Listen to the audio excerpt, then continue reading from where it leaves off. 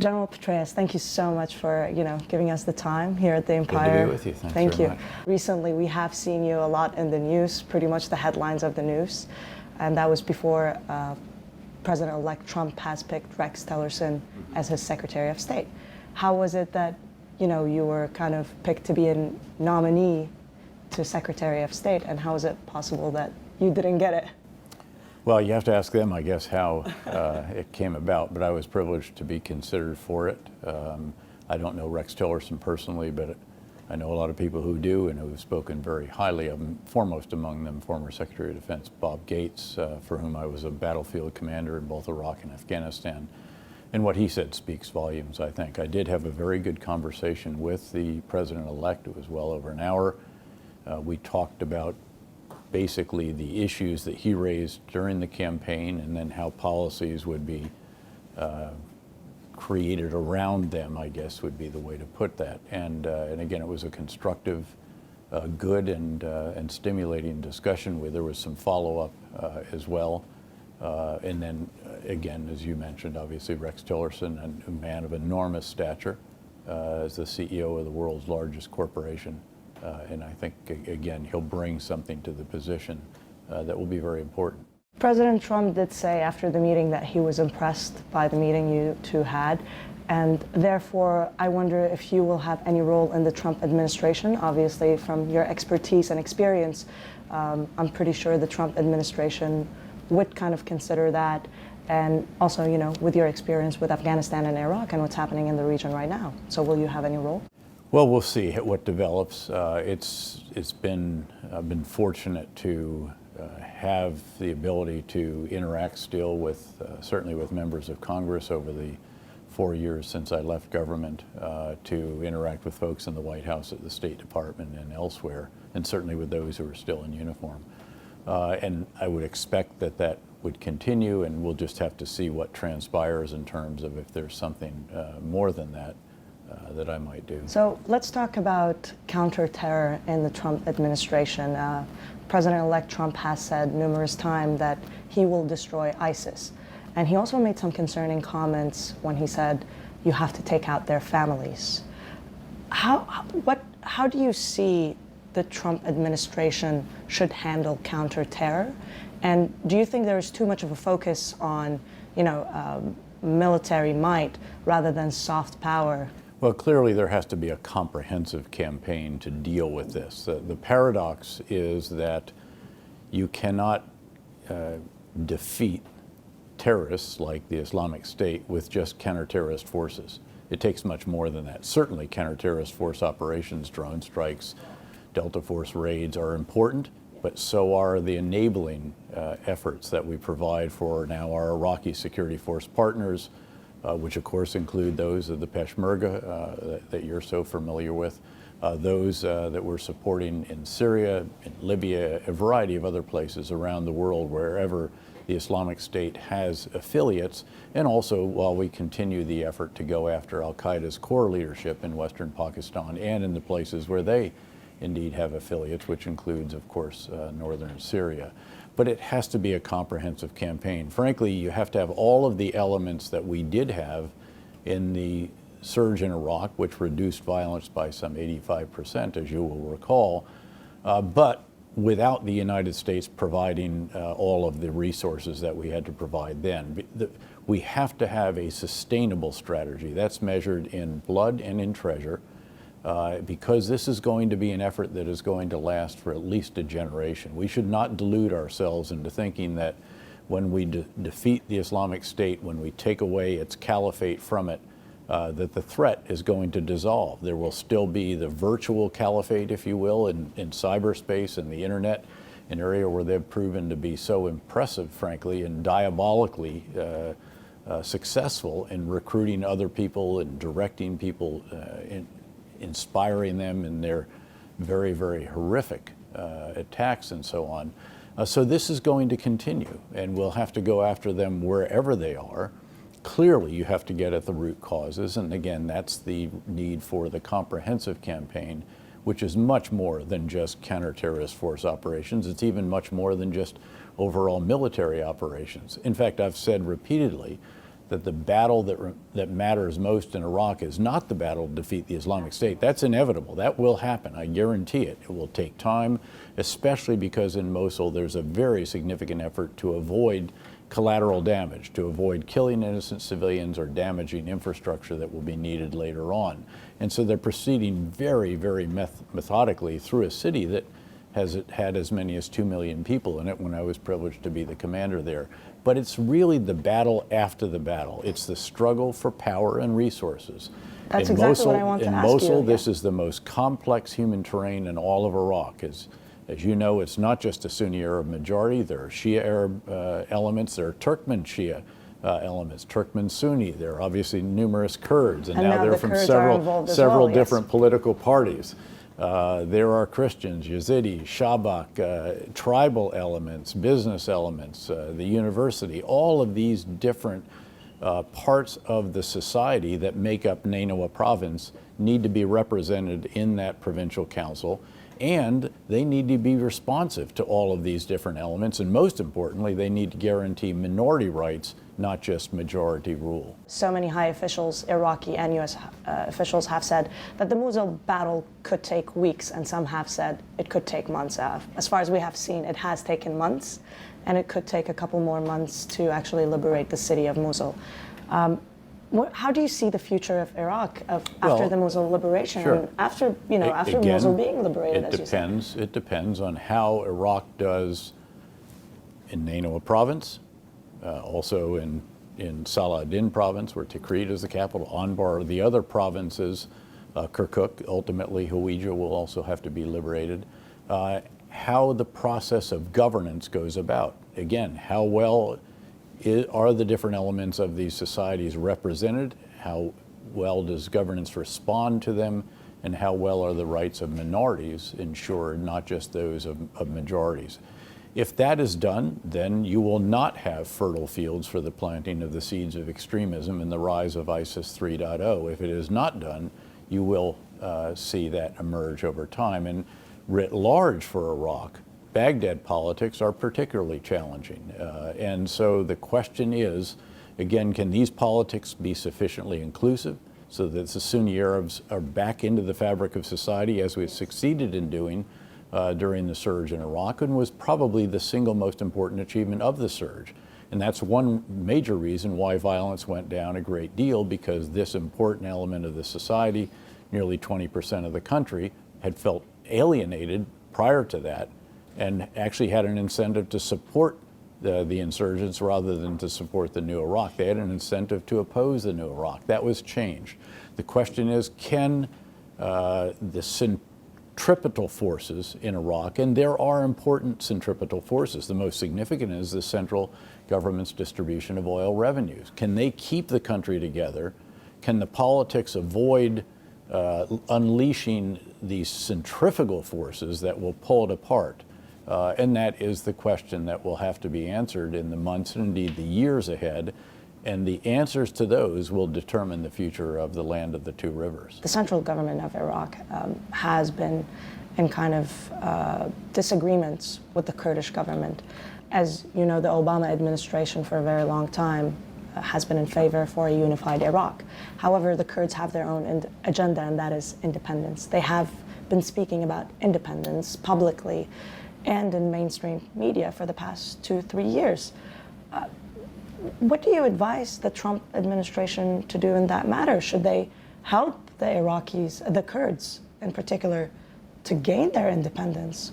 Or should they also be, in favor for a unified Iraq? Well, first we should recognize this is a matter for Iraqis and indeed for Iraqi Kurds to determine. I have long felt that keeping the country together, albeit with considerable autonomy for the Kurdish regional government, is the most stable way forward for the time being. I think it's certainly possible to see at some point in time an independent Iraqi Kurdistan. But frankly, there has to be a way of affording that. And right now, the math really does not support that. Iraqi Kurdistan depends very much on the revenue that it gets from the overall Iraqi oil sales. And they realize they can do the math and recognize that what they would need to produce in the north and export legitimately would be considerably more than what they're producing and exporting right now. So I think for the time being, it's wise definitely to keep Iraq together. Certainly, that should be very much secondary to defeating Daesh, the Islamic State, to ensuring the rights, again, of minorities. Many, many Kurds, of course, hundreds of thousands, if not millions, live below the former Green Line, live in Iraq proper, not just in Iraqi Kurdistan. You have the refugee issues from Syria that have been such a burden on the Kurdish regional government, and for which I think they deserve enormous gratitude for looking after these individuals, just in terms of the sheer human element of this. It has been very commendable. The Kurds have been U.S. allies for a long time, and they are worried to get betrayed again. And obviously they are kind of, they're the troops on the ground in defeating ISIS.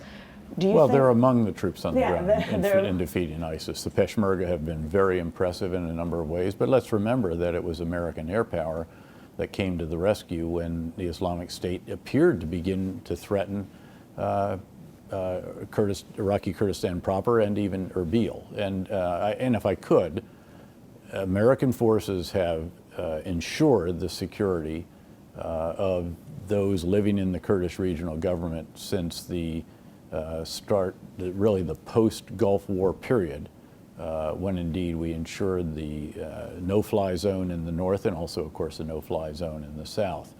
That was what enabled many of these achievements. And then what Iraqi Kurdistan has done since liberation from Saddam Hussein is hugely impressive. But I would also caution and note the huge importance of resolving the domestic political issues in Kurdistan itself. You know far better than I do about those, and you, I'm sure, share the concerns that everyone has that these domestic issues be resolved so that the Kurdish regional government can capitalize fully on the opportunities it has, even it is still part of Iraq proper, but with a great deal of autonomy. Since you mentioned the airstrikes, U.S. airstrikes on the fight against Daesh, Josh Earnest, White House spokesman, said that in February 2016, if I may remember correctly, he said that the old assessment for ISIS fighters was 21,000 to 35,000, and the updated assessment has reduced from 19,000 to 25,000. While we do see a reduction in the number, however, we still don't see an elimination of ISIS.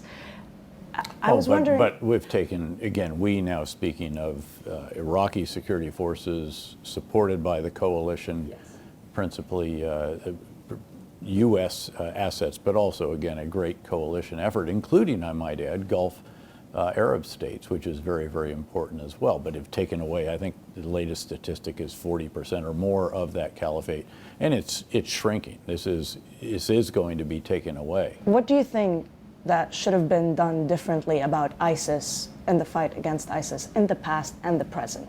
Well, I mean, history is going to look back, it already is, and asking, could there have been swifter action at various times? Could there have been less restrictive rules of engagement? Could there have been faster deployments of the coalition assets? These kinds of issues. Now, it's easy with hindsight to look back and ask those questions, as it is also easy to ask, could there have been 10,000 American troops left instead of all of them going home? Well, again, it was not my position. My preference was to see forces stay, as was the preference of the Pentagon and others, and really of those in the White House. But without a SOFA, a status of forces agreement approved by the Parliament, they felt that the risk to our soldiers was too high at that time. Ironically, of course, we now have well over 5,000 U.S. forces and many other coalition forces on the ground without a parliamentary approved status of forces agreement.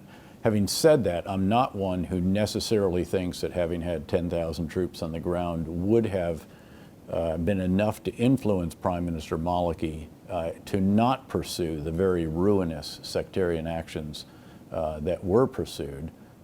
First after the Vice President Tariq al-Hashimi, then the Minister of Finance, Dr. Rafi al-Asawi, and then a prominent Anbar parliamentarian, Sunni Arab, all of which again undid what we'd sought to do and did achieve during the surge, which was again bringing back Sunni Arabs into the fabric of Iraqi society, giving them incentives to support the new Iraq rather than to oppose it.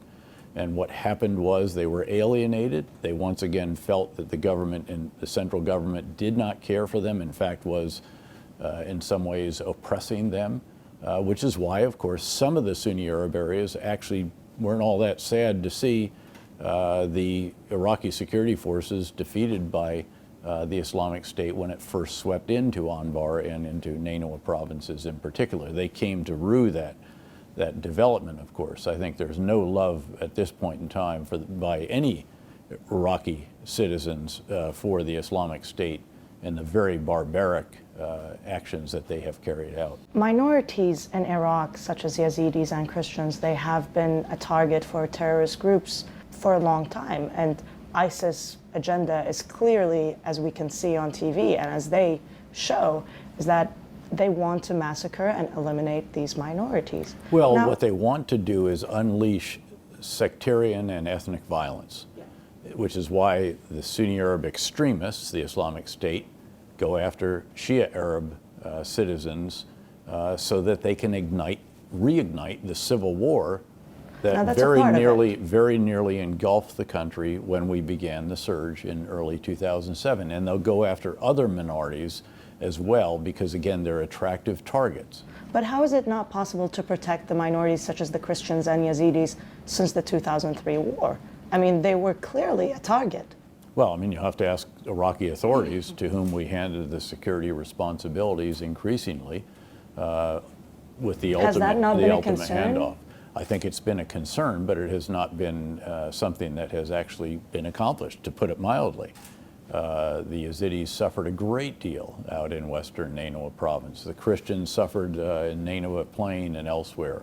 Kurds also suffered. Again, really everyone suffered at the end of the day, including Sunni Arabs who were killed or executed if they did not support the Islamic State. But again, groups like the Islamic State try to create separations, they try to drive wedges between elements of societies so that they can get them fighting each other. And that it was indeed the strategy that they pursued, as did al-Qaeda in Iraq, the forefathers, if you will, of the Islamic State, particularly during the very, very bloody 2006 and early 2007 timeframe, until we were able to get that violence under control in the first 6 months of the surge. Could have the Islamic State been controlled, say in 2007, 2000? I mean, they rose around the 2010. Could there be in control over that before than now? Well, they were destroyed. They were not just defeated, they were destroyed during the surge.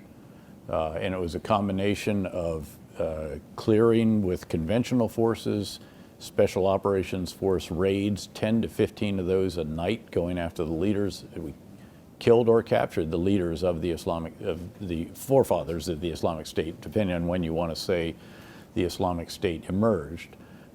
They were absolutely destroyed. And then we took the rank and file away from them through reconciliation, through the Anbar Awakening, spreading up the Tigris as well as the Euphrates, through the Sons of Iraq program, which also, people tend to forget, included over 20,000 Shia Arab from the militant Shia militias, and about 80,000 of the Sunni Arab former insurgents or those associated with them. So they were defeated, they were destroyed, and had the pressure been kept on them after our forces left, and there were offers of assistance that would have helped the government do that, but the government did not capitalize, did not take advantage of those offers. Should we worry about Syria next after Mosul liberation? I mean, a lot of... we already worry about Syria. We're already worried, but the theories say that ISIS, once Mosul get liberated, most of the fighters will kind of smuggle their way into Syria, back Well, they're into trying Syria. to do that right now. There are fights in places down around Shirkat. So between, say, Beji in northern Saladin province, north of Tikrit, and Mosul, there are efforts to fight to create ways to get to Syria. And there are battles in the last 24 or 48 hours that are assessed to have been pursued for that purpose, that they'll try to get forces, say, out of Hawija, out of east of Shirkat, other places where they are still perhaps out of Mosul city itself. That's going to be very difficult to do, though, at this point in time, and they're going to suffer enormous losses. The bottom line is that they're also closing in on Raqqa. They're creating the conditions to isolate Raqqa. And at the end of the day, the Islamic State, if they are still alive in Mosul, they are dead men walking. If they're still alive in Raqqa, that's the same description I'd provide for them. They're going to be defeated. The question really is what then happens, because some of them will become... After being defeated. Some of those will become guerrillas. What we're talking about is fighting what is essentially an army right now, the Islamic State. Iraqi forces with our enablers can defeat an army. It's a bit more difficult to find all of the terrorist cells. You saw there was a recent terrible bombing in Baghdad city in the last 3 days or so. Dozens of Iraqi citizens killed by suicide bombers, one of them in Sadr city that was particularly horrific. And again, the Islamic State will keep trying to do that, to try to foment Turkey just a civil couple of war. days ago. They did it in Turkey. They claim credit for that. They're doing it wherever they can. So there will have to be more of a focus. That's much more intelligence driven rather than sort of conventional force operations. There will be some insurgent groups or guerrilla groups, and they'll have to be dealt with. And then it really comes down again to governance. And if there's sufficiently inclusive governance that is fair for all, as I said, is representative of all and responsive to all, with minority rights as well as majority rule, then I think you will see the fields, if you will not be fertile for the planting of the seeds of extremism again. If you cannot get that kind of governance, then there will be problems down the road. Trump is somehow getting cozier with leaders that can help the U.S. with air aid and air aid objectives. Should we worry about that, because some of those leaders don't share U.S. values? Like, if Trump does, for instance, he has shown interest to work with Putin, if that does happen. Well, all of this will have to be done with our eyes very wide open, and I think it will be done. I think there's clear recognition among those members of the national security team that have been announced that Vladimir Putin is not our undying friend. He clearly is an enemy in certain respects. He's an enemy of the international order as we know it, having invaded Abkhazia and South Ossetia and Georgia, Crimea, the southeastern portion of Ukraine, the so-called Donbass, building an air base in Belarus, still has 1,500 troops on the soil of Moldova. Again, just walk your way around the periphery of Russia and you can see his attempts, in a sense, to reassemble as much of the former Soviet Union as he could, using also the Eurasia Economic Union, which is not even a pale carbon copy of the European Union, but it's an attempt. There's a security group that is, again, not particularly effective. It's certainly not the Warsaw Pact, but he's making a lot of efforts to do that. He feels that Russia should be respected on the world stage, that he should have a role, and frankly, he has shown that in the case of Syria. A lot of people said there was no military solution to the problems in Syria. Well, his military support for the murderous regime of Bashar al-Assad, of course, resulted in the retaking of Aleppo. Now, they did it in a way that was akin to Grozny, and this is Chechnya rules, if you will. If they resist long enough, there was no precision bombing there. We are doing the exact opposite of that in Mosul, where, as I mentioned earlier, we're trying to avoid killing innocent civilians and trying to avoid damaging As infrastructure. millions of them are trapped in Mosul right now. Yes, indeed. Yeah, and hundreds of thousands have gotten out to refugee camps, but still probably approaching 1 million still left there. So again, you'll have to go into any kind of discussion with Vladimir Putin or with others with your eyes wide open. That does not mean that there should not be some form of a relationship. When the Warsaw Pact, the Soviet Union, and the United States and NATO were eye to eye across the Iron Curtain and so forth, and had thousands and thousands of nuclear warheads pointed at each other, we nonetheless had dialogue. We actually had arms limitation nuclear talks. There were confidence building measures, a variety of different forms of interaction. And again, it's reasonable to think that there could be this kind of interaction, especially where we have common aims. The Russians don't want to see Islamic extremists succeed in Syria or in Iraq or certainly in the Caucasus, where they have such a problem with that. They don't want to see the Taliban reassert itself in Afghanistan the way it did when they defeated the Soviet Union in Afghanistan, and then to see extremism creep north from Afghanistan through the Central Asian states and back into Russia. So there, again, I can list a number of other areas where there actually are common objectives, but clearly there are other areas where this is very high form of competition and indeed in some cases violent. If a dialogue does happen between the Trump administration, between President-elect Trump and Putin, should we worry about Assad? I mean, how would the Trump administration look at the Assad situation in Syria? I think even the Russians recognize that long-term Bashar al-Assad cannot be part of the solution in Syria. The question is, how long is he allowed to stay around, and to whom do you transition power, and to what do you transition power? I tend to think that the goal that we have had in recent years, which is a multi-ethnic, multi-sectarian, pluralist democracy elected by the people of Syria, is probably a bit beyond reach.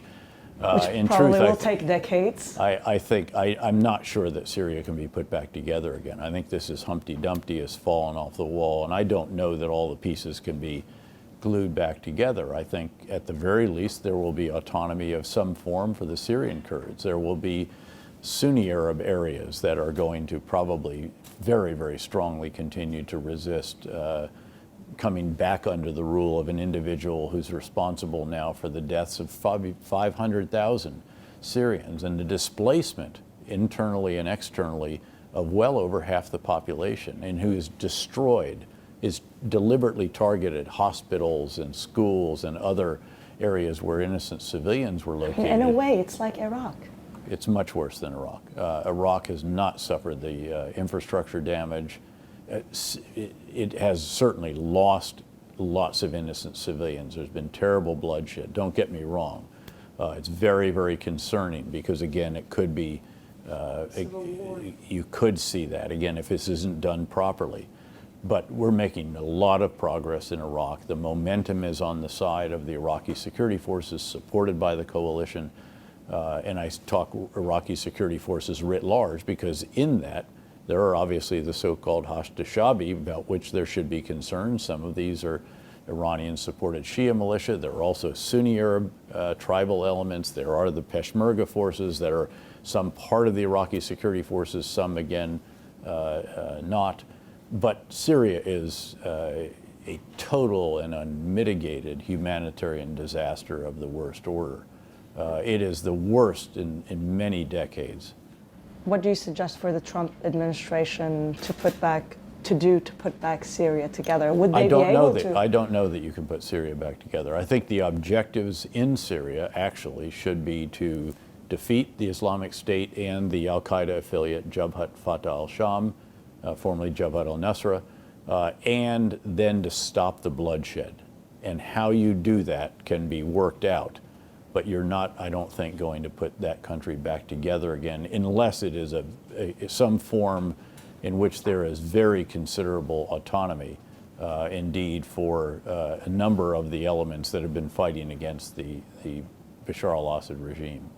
Moving on to Afghanistan and the long war of the U.S.-Afghanistan war, what would be your recommendation or to the to President-elect Trump sure. in the long war in Well, Afghanistan? My advice is very simple, and it was given as part of a team led by Brookings Institution, and it was to make a sustained commitment to Afghanistan. Afghanistan still does matter to us.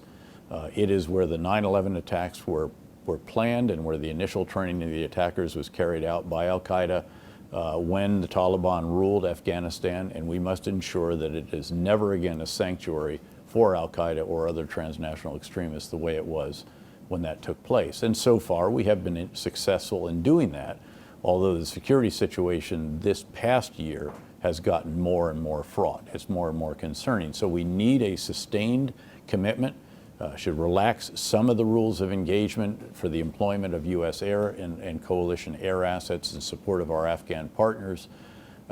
Should look at the capabilities that we have there, see if there should be augmentation of those, but most importantly, reassure the Afghan government and the Afghan people and our coalition partners and Afghanistan's neighbors that we are going to stay with this, and that we're not going to have this year-on-year analysis and then everyone is tense and waiting to see how many forces will be drawn down. This is affordable for us. Remember I said earlier that our strategies must be sustainable, and the metrics for sustainability are blood and treasure. This is much less costly than it was when I was privileged to be the commander of the surge in Afghanistan. We had over 100,000 U.S. and some 50,000 coalition forces. We're down to below 10,000 U.S., a few thousand additional coalition forces. Our casualties, loss of life and so forth, dramatically reduced, still every one tragic and very, very sad. But it's the Afghans who are doing the fighting. They believe that's appropriate. They believe they should be the ones who are indeed fighting for their country. They do want support from us and clearly need and I think deserve that support. Taiwanese president is visiting Latin America very soon, and she's making a transit in the U.S., in Houston and San Francisco. Now, do you think that the Trump administration team, the transition team, as well as President-elect Trump, should meet the president and talk about the future of their relations together? Well, I think this has to be very, very carefully balanced. There has to be a recognition of what took place really back indeed when the Beijing and China, mainland China, was recognized as the China and the policies that we have followed since that time. We have to remember the One China policy, also the Taiwan Relations Act. We've got to honor these and again determine how to move forward in a way that is as cooperative as is possible between the two biggest countries in the world in economic terms, U.S. and China, again, while still honoring also the commitments in the Taiwan Relations Act. China has become much more important after a decade in which they did something that no country in the world has ever done, which is achieve double-digit GDP growth in every single year, with the exception perhaps during the Great Recession. It's really quite an extraordinary accomplishment, and it even was more than a decade because it started well before that. And impressive growth has continued.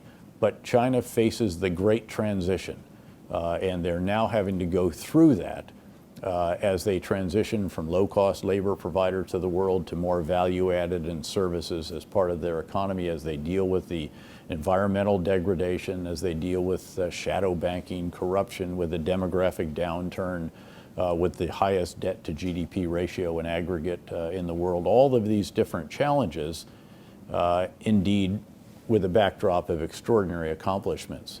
And we've got to figure out how China can rise and continue to rise as it deserves to and has earned the right to do without the competition, understandable competition with the United States, ending up in something that is much more than just occasional disagreements. President-elect Trump has picked Iowa Governor to Branstad to be the U.S. ambassador to China, and he's a long friend of China. Mm-hmm. Do you think, and as I mentioned, like President-elect Trump's comments about China has been hot and cold, kind of. You can never understand if he would like to improve a U.S.-China relation or he wants to freeze it, kind of. But with the U.S. ambassador, new U.S. ambassador to China, do you think that there will be a great relation? We would look forward to a good U.S.-China relations?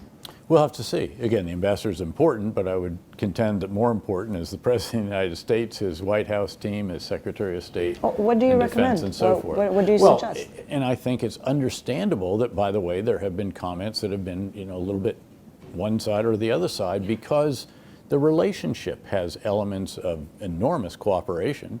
China is now our #1 trading partner, having surpassed Canada in that regard, and Mexico. It is also, though, a competitor in certain respects, and it has carried out what I think, from our perspective, can only be characterized as quite aggressive actions in the South China Sea and to some degree in the East China Sea.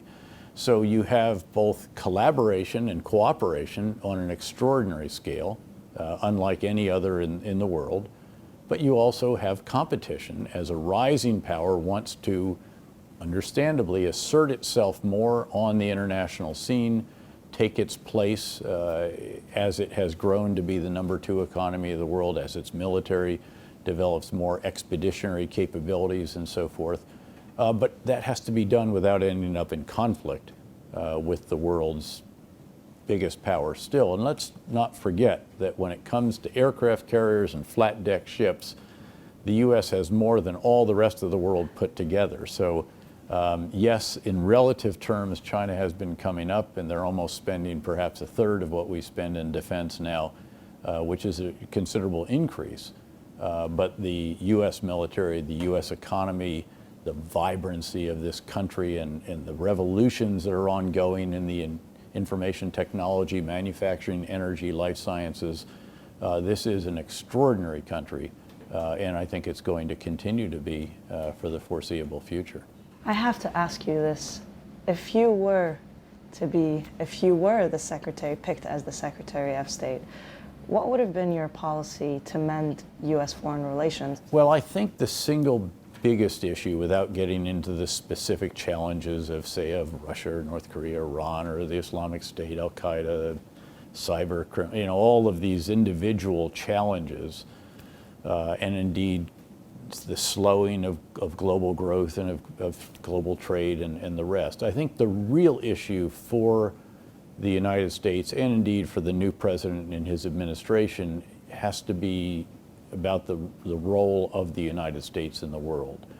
Whether it's fair or not, there is a perception in many parts of the world that the U.S. has drawn back a bit, that it has sought to get out of different places, and then it has to go back in, that it has been accepting of leadership from behind and this kind of thing. So I think the question is, what will the nature of U.S. leadership be? My view is that the U.S. does have to lead in a number of the challenges in confronting the challenges in the world, and that if it does not, then you're not going to see sufficient action taken in a number of these different cases.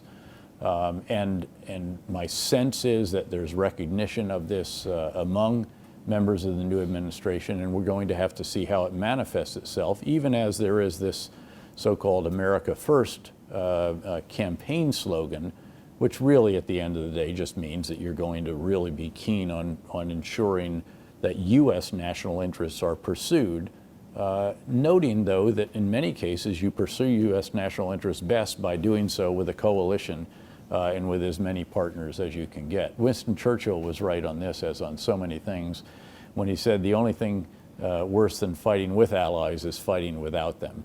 But I do think that the U.S. will continue to have to lead in the world in a number of different arenas, not just in military or security issues, but also in shoring up the international economic order, in maintaining the institutions that have been developed and stood the world in good stead, really since the early years after World War II, and in maintaining as much of that, but adjusting it to accommodate the rise of a power like China, to accommodate the increasing importance of the Asia-Pacific region as India begins its inevitable rise. All of that, I think, will have to be taken into account and again accommodated as this effort goes forward in the next 4 years under President Trump. Lastly, are you going to attend the inauguration? Will you be in D.C. for the inauguration? I actually won't be. I have commitments elsewhere, and so I won't be able to be. So we will miss you there. Enjoy it. Thank you, General David Petraeus. My Thank pleasure. you so much for your time. Great to be with you. Thank you.